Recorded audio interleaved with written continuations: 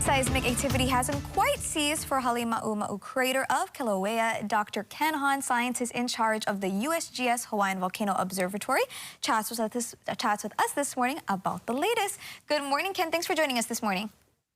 Good morning. Glad to be here. So we'll jump kind of right into it. Did you guys have much lead time there at the USGS and HVO with the increased seismic activity? Were you able to tell ahead of time when this latest eruption was going to occur? How did that work?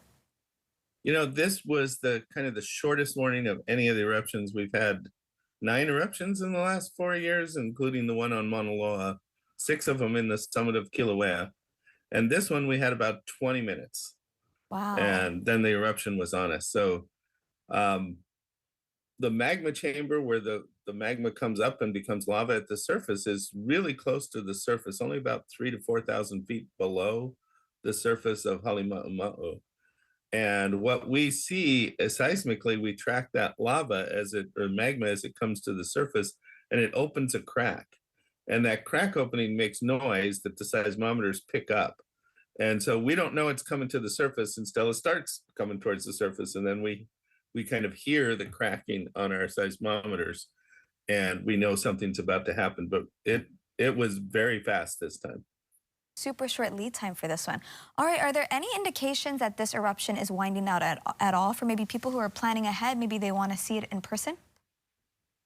Well, I wish we could see in our crystal ball to when eruptions are going to end, but that's actually one of the trickiest parts. We can look at past behavior, but we know Halemaumau has a wide variety from, as little as a day to as long as, decades, in the last couple hundred years. So no indication it's about to end.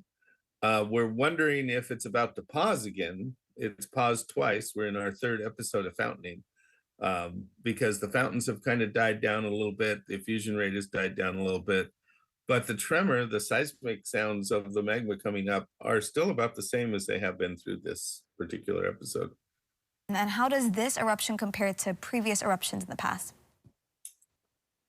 The ones that we've had recently, this is probably the most spectacular one for viewing because it's had consistently high fountains, and the fountains are visible to visitors that come to the park. So there's great viewing of this one, and the lava lake is up high enough. The first eruption in 2020 was also spectacular, but you had to be right on it, and it was down in a 1,000-foot hole. The lava has now filled that 1,000-foot hole, so it's where we can see it. And so it's a beautiful thing to see. And there are a lot of people coming to the park to see this. Now, I know it's not an exact science, but how far have you come in recent decades to predicting eruptions like these? More seismic sensors on the Big Island, maybe more network of sensors, I'm assuming the last, let's say, 10, 20 years?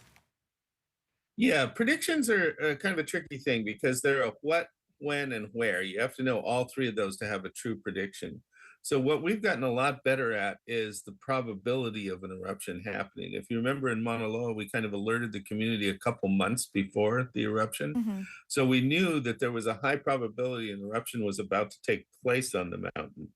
But we didn't know exactly when. We knew where it was going to be, but we didn't know exactly when it was going to be. And so that's when we start tracking the seismicity and listening for the magma movements is when we do this. And this one, we started seeing signs back in October that the summit was repressurizing. And we have a model that one of our scientists runs that shows the pressurization and kind of said that sometime around Christmas vacation, we were likely to see another eruption, that the pressure would reach levels that previous eruptions had occurred at.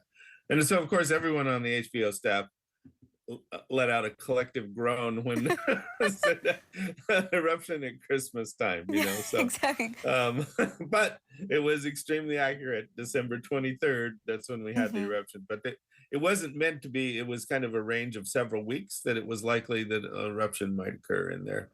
So we've gotten quite a bit better at that because not only our seismometers are much more sensitive and see much more of or basically, if you want to think of it, hear much more of the sound, but also we have these GNSS GPS instruments that can tell us just if a millimeter of ground deformation has taken place. So we look at the change in shape of the volcano a lot.